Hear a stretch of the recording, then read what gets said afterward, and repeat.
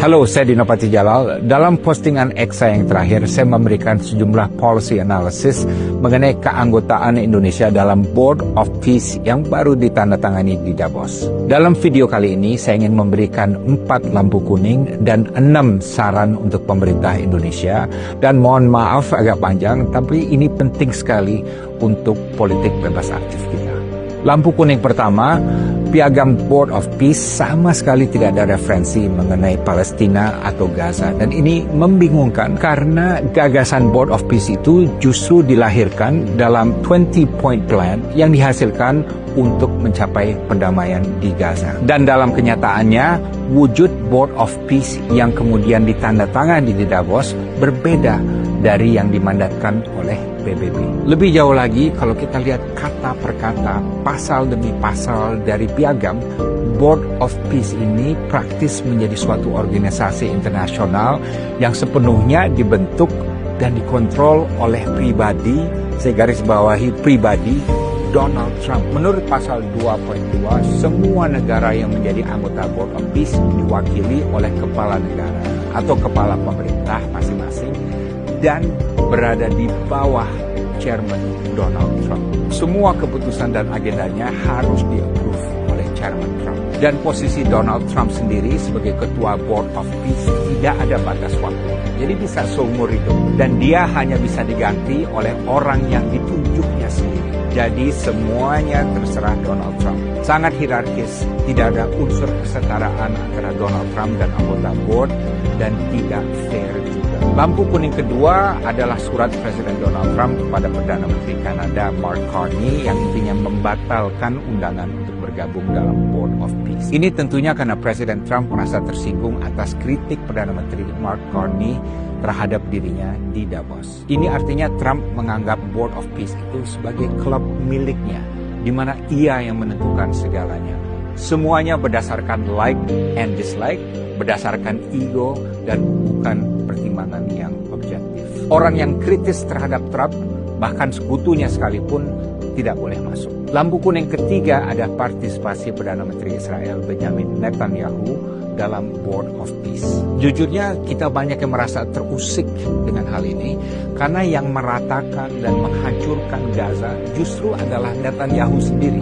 Sementara yang menjadi korban yaitu Palestina tidak diberikan tempat dalam Board of Peace. Selain itu, kehadiran Netanyahu menjadi faktor penting karena dari seluruh anggota Board of Peace pastinya yang paling berpengaruh terhadap Trump baik secara politik maupun psikologis adalah Netanyahu. Israel mungkin satu-satunya negara di dunia yang melalui AIPAC dan berbagai jalur ekonomi, sosial, dan media lainnya sangat dominan dalam politik luar negeri dan juga politik domestik Amerika Serikat. Dengan kata lain, walaupun sama-sama menjadi anggota Board of Peace, peran dan pengaruh Indonesia jauh lebih kecil dibandingkan Israel. Bahkan ada juga resiko kalau kita tidak hati-hati, kehadiran Indonesia dalam Board of Peace akan dimanfaatkan Israel untuk merayu dan memperdayai Indonesia. Lampu kuning keempat adalah apa yang kita saksikan dalam inaugurasi Board of Peace di Davos. Dalam pidato Marco Rubio, Jared Kushner maupun Steve Witkoff di Davos, saya tidak merasakan empati terhadap penderitaan luar biasa yang dialami rakyat Palestina dalam 2 tahun terakhir. Bahkan dalam slide mengenai timeline konflik Gaza 2 tahun terakhir yang ditunjukkan di Davos, tidak ada rujukan sama sekali mengenai jumlah korban sekitar 70.000 orang di Gaza yang oleh PBB disebut sebagai genosida. Dan juga tidak ada penggunaan kata freedom dalam merujuk pada warga Palestina. Padahal kata freedom ini biasanya merupakan jargon yang paling wajib dalam semua pidato politik orang Amerika. Pidato Rubio, Kushner, dan Witkoff juga penuh dengan pujian dan pujaan terhadap Presiden Trump. Sehingga terkesan acara ini is all about Trump dan bukan mengenai Palestina. Terlepas dari semua ini, karena Indonesia sudah keburu masuk dalam Board of Peace, saya ada beberapa saran untuk pemerintah Indonesia.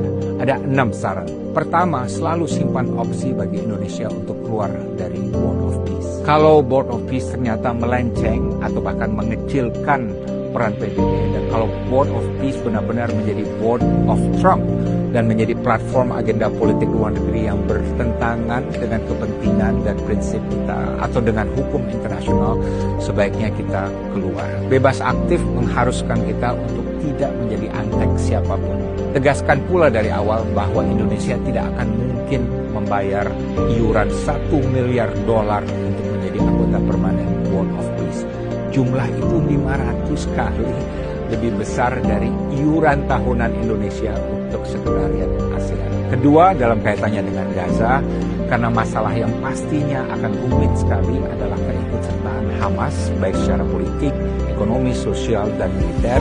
Indonesia dapat berbagi pandangan dengan Board of Peace karena kita banyak sekali pengalaman. Misalnya, bagaimana Indonesia dalam konflik Aceh melakukan demilitarisasi dan mengintegrasikan DAM setelah perjanjian damai. Atau bagaimana Indonesia bisa mencapai rekonsiliasi dengan Timor Leste setelah proses referendum yang sempat diwarnai oleh kekerasan. Atau bagaimana Indonesia sebagai mediator dapat membantu mempersatukan pihak-pihak yang dulu berkonflik.